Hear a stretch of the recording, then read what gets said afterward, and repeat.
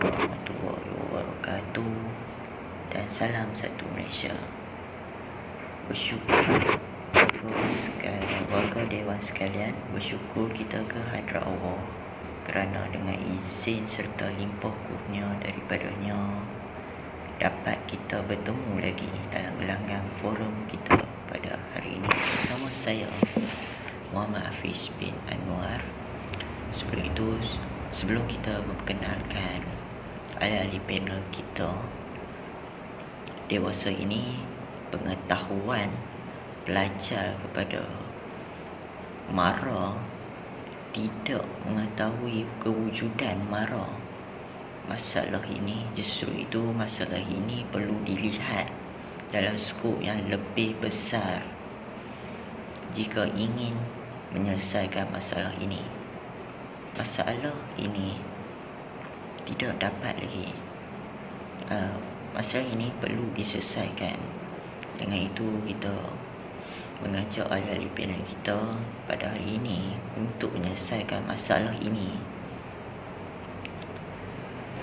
Okey, dengan secara tidak langsungnya saya ingin memperkenalkan ahli panel kita, iaitu ahli panel pertama kita iaitu Dr. Profesor Nur Nashira binti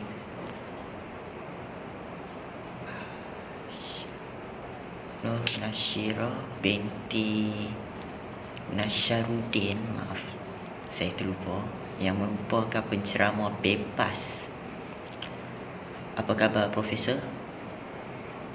Alhamdulillah sihat Cik Pengerusi. Bagaimana pula dengan Cik Pengerusi? Alhamdulillah sihat. Seterusnya panel kedua kita iaitu Puan Profesor Dr. Nik Farah alias Khairina binti Nikmat Fadzil, Pegawai Konselor Kolej Politek Mara. Selamat datang saudari. Dan di hujung sana Puan Salsabila Wasini binti Syamsul Anwar, iaitu pensyarah Kolej Politek Mara. Selamat datang juga saudari. Sebelum saya menyimpang dengan lebih jauh, soalan saya pada panel pertama kita adalah apakah konsep Mara? Terima kasih Pengerusi. Terlebih dahulu yang dihormati barisan tetamu kehormat, kombinasi intelektual kehakiman, rakan-rakan panel yang lain dan seterusnya, hadirin yang dirahmati Allah sekalian. Majlis Amanah Rakyat iaitu MARA telah ditubuhkan sebagai sebuah badan berkanun di bawah Akta MARA 1996. Objektif utama penubuhan MARA adalah untuk menambah dan meningkatkan penyertaan kaum Bumiputera dalam kegiatan perdagangan dan perindustrian dan meningkatkan taraf ekonomi dan sosial Bumiputera sejajar dengan dasar ekonomi baru. Ini dilakukan dengan menggalak, membimbing, melatih dan membantu Bumiputera dalam kegiatan perdagangan dan perusahaan ke arah pembentukan masyarakat peniaga Bumiputera yang berjaya. Penubuhan MARA adalah berasaskan cetusan idea dalam Kongres Ekonomi Bumiputera pertama yang telah diadakan pada tahun 1965 di Kuala Lumpur. Melalui kongres tersebut, resolusi yang mahukan agar RIDA disusun semula telah diluluskan. RIDA atau Rural and Industrial Development Authority ditubuhkan pada tahun 1953 bagi membangun dan memajukan masyarakat. Terima kasih kepada panel pertama kita yang melontarkan konsep yang kukuh lagi berisi. Sebentar tadi panel pertama kita mengatakan bahawa MARA dapat membantu orang Bumiputera untuk bergiat dalam perdagangan. Setelah itu saya akan terus menanyakan kepada panel kedua kita, iaitu apakah fungsi pinjaman MARA? Soalan yang amat menarik daripada pengerusi kita pada hari ini. Sebenarnya, MARA menyediakan kemudahan pinjaman kepada semua pelajar di bawah institusi IKMA, iaitu institusi di bawah naungan MARA. Syarat permohonan juga sangat minimum kerana pelajar sekurang-kurangnya hanya perlu lulus subjek BM dan sejarah semasa SPM. Manakala bagi CJ Vocational Malaysia SVM, pelajar mestilah mendapat kepujian BM dan PNGK Akademik tidak kurang daripada 2.0, PNGK Vocational tidak kurang 2.67, kompeten semua modul vocational dan lulus sejarah. Dasar umum pinjaman MARA pula ialah pemohon serta salah seorang ibu bapa mestilah berketurunan Melayu atau Bumiputera dan warga negara Malaysia. Kedua, ibu dan bapa atau penjaga serta pelajar tidak disenarai hitam oleh MARA. Ketiga, pemohon tidak menerima bantuan keuangan atau tajaan dari mana-mana agensi lain untuk peringkat yang sama. Keempat, tidak pernah ditamatkan bantuan atau pinjaman oleh mana-mana penaja atas sebab masalah disiplin atau rekod jenayah. Dan akhir sekali, bebas daripada penyakit kronik ataupun berjangkit ataupun penyakit yang memerlukan rawatan susulan. Terima kasih kepada panel kedua kita sebentar tadi atas pandangan yang amat berisi. Sekarang sudah terang lagi bersuluh bahawa tentang maklumat asas pinjaman MARA yang dapat membantukan masalah kewangan pelajar di kolej. Seterusnya saya akan menanyakan kepada panel ketiga kita, iaitu apakah bahagian pendidikan di bawah MARA? Dipersilakan. Bismillahirrahmanirrahim. Assalamualaikum warahmatullahi wabarakatuh dan selamat sejahtera. Terlebih dahulu, saya ingin mengucapkan terima kasih kerana menjemput saya untuk berada dalam forum pada hari ini. Baiklah, sebelum saya menjawab pertanyaan saudara sebentar tadi, saya ingin menyatakan di sini bahawa sebenarnya terdapat pelbagai institusi pendidikan di bawah MARA. Antaranya ialah seperti UniKL, Kolej Politeknik MARA, MRSM ataupun Maktab Rendah Sains MARA dan bermacam-macam lagi. Institusi-institusi ini berada di bawah beberapa bahagian pendidikan dalam MARA dan bahagian-bahagian pendidikan tersebut ialah yang pertama ialah bahagian pendidikan menengah, dan yang kedua adalah bahagian kemahiran teknikal, dan yang ketiga adalah bahagian pendidikan tinggi. Baiklah, saya akan menerangkan satu persatu tentang bahagian-bahagian pendidikan di bawah MARA. Baiklah, yang pertama ialah bahagian pendidikan menengah. Apakah yang dimaksudkan dengan bahagian pendidikan menengah? Bahagian pendidikan menengah ini berperanan menjadikan Maktab Rendah Sains MARA ataupun MRSM sebagai pusat kecemerlangan pendidikan yang inovatif dan bertaraf dunia. Peranan institusi pendidikan di bahagian pendidikan menengah iaitu MRSM ialah untuk meningkatkan pembangunan kurikulum dengan cara merangka dan merancang kurikulum yang terkini selaras dengan perkembangan pendidikan pada abad yang ke-21. Selain itu, peranan institusi ini juga adalah untuk meningkatkan pembangunan pelajar dengan cara merancang, mengurus dan melaksanakan program-program ataupun pertandingan-pertandingan pembangunan bakat, misalnya dengan pertandingan nyanyian ataupun pertandingan berdebat, pertandingan pantun dan sebagainya. Dan mereka juga haruslah menggalakkan para pelajar untuk menyertai program-program ataupun pertandingan-pertandingan ini sama ada di dalam ataupun di luar negara. Hal yang demikian secara tak langsung dapat meningkatkan kemahiran berkomunikasi mereka dan kemahiran kepimpinan, meningkatkan keyakinan diri mereka dan menjadikan seorang pelajar itu kreatif dan inovatif. Baiklah, bahagian yang kedua ialah bahagian kemahiran dan teknikal. Bahagian kemahiran dan teknikal ini bertujuan untuk menjadikan institusi pendidikan TVET sebagai institusi yang diiktiraf di peringkat antarabangsa. Bahagian ini berperanan untuk melaksana dan memantapkan pendidikan serta latihan TVET di KKTM, MJII dan IKM.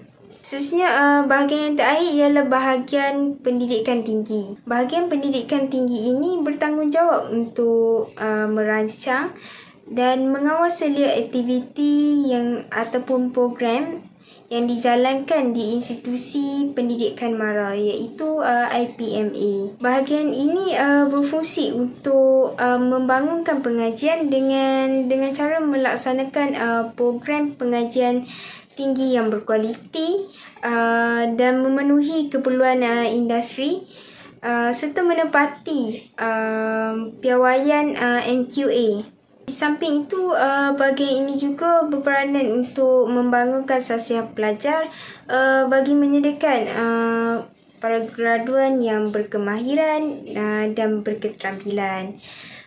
Saya rasa sampai di situ saja ulasan saya. Sekian, terima kasih. Sungguh intelektual pemikiran panel kita pada hari ini. Memang tidak disangkai lagi pihak MARA membantu orang Bumi Putra untuk menuntut ilmu atau memantapkan pemikiran orang Bumi Putra dengan kaum lain. Bab kata pepatah, duduk sama rendah, berdiri sama tinggi. Seterusnya, saya akan menanyakan kepada panel kita, iaitu apakah peranan MARA dalam pendidikan. Saya mempersilakan panel pertama kita untuk memberi sedikit ulasan. Terima kasih kepada pengerusi atas persoalan yang diujarkan. MARA mempunyai banyak peranan, terutamanya dalam pendidikan. MARA telah memainkan peranan besar dengan menyediakan beasiswa dan menaja ramai pelajar Bumi Putra melanjutkan pelajaran daripada peringkat menengah hingga ke peringkat pengajian tinggi dalam mahupun luar negara. Selain itu, MARA juga menyediakan skim pinjaman pelajaran boleh ubah. Melalui dana siswa pula, MARA memperoleh peruntukan yang besar daripada kerajaan pusat bagi membiayai pemberian beasiswa atau pinjaman kepada pelajar yang berjaya melanjutkan pelajaran, sama ada di dalam atau luar negara. Bukan itu sahaja, MARA turut terlibat dalam memberikan perkhidmatan pendidikan dan latihan kepada golongan Bumi Putra. Contohnya, Maktab Rendah Sains MARA, Institut Kemahiran MARA, Kolej Profesional MARA, Kolej Kemahiran Tinggi MARA, Kolej Politek MARA dan Universiti Kuala Lumpur.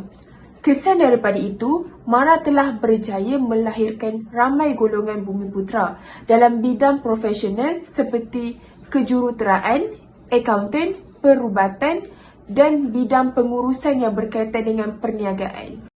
Begitu hebat pendapat yang diutarakan oleh panel kita sebentar tadi.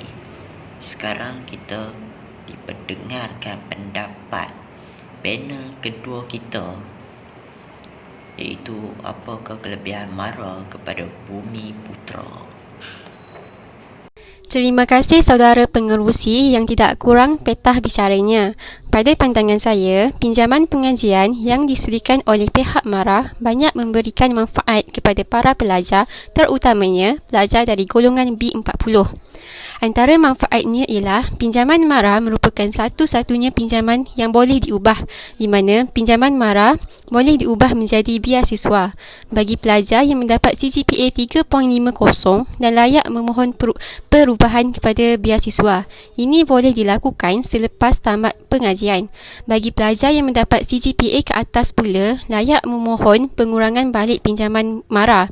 Selain itu, skim pelajar cemerlang turut disediakan oleh MARA, di mana pihak MARA akan menawarkan skim tajaan bagi pelajar yang mendapat GPA 3.50 ke atas dan menawarkan tajaan melanjutkan pelajaran ke peringkat yang lebih tinggi sama ada di dalam ataupun luar negara. Malah, MARA juga menyediakan kelonggaran untuk bayaran balik yuran kepada pelajar yang ingin melanjutkan pengajian. Begitu hebat sekali wacana yang dilontarkan daripada panel kedua kita sebentar tadi. Seterusnya kita pergi kepada persoalan yang terakhir kepada panel ketiga kita, iaitu apakah jasa dan usaha MARA dalam pendidikan kepada Bumi Putera. Terima kasih kepada pengerusi majlis yang sentiasa aktif mengajukan soalan.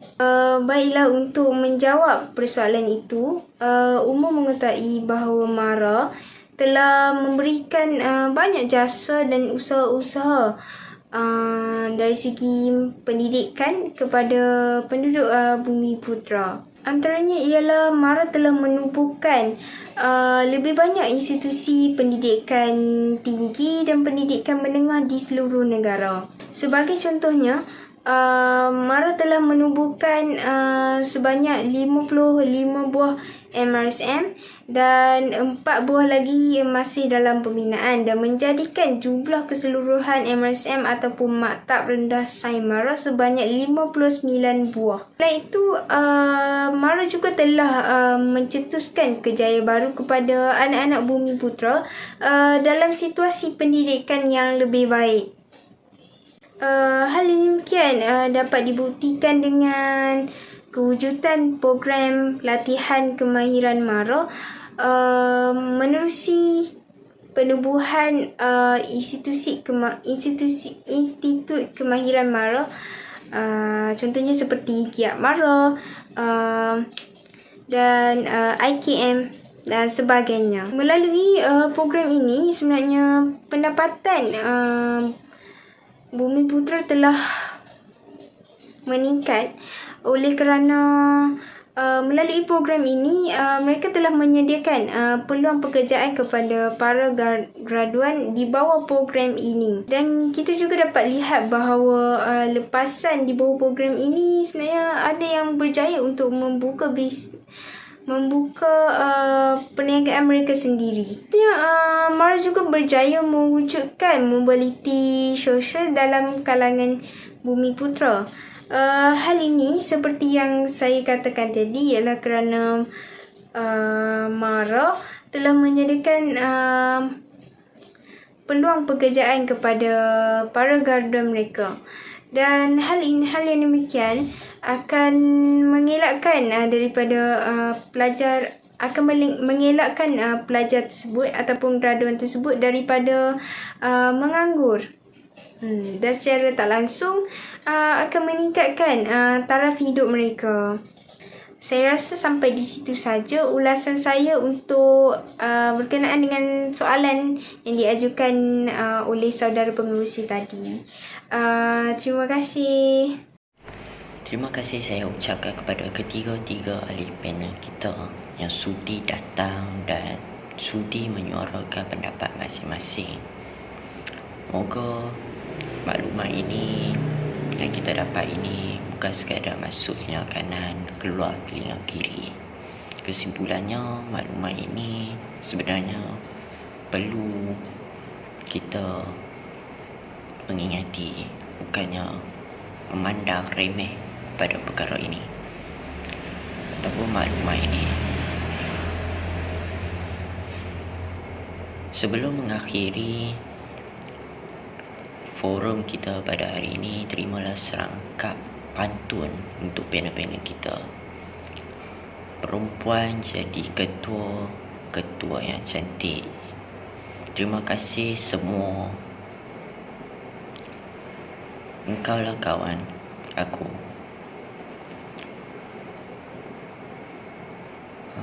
Sekian saja pada hari ini. Jikalau saya terkasar bahasa atau tersilap bicara, mohon maaf. Sesungguhnya perkara yang baik datangnya daripada Pencipta, Maha Pencipta, dan yang kurang baik itu datang daripada keikhlafan kita sendiri. Sekian saja pada hari ini. Assalamualaikum.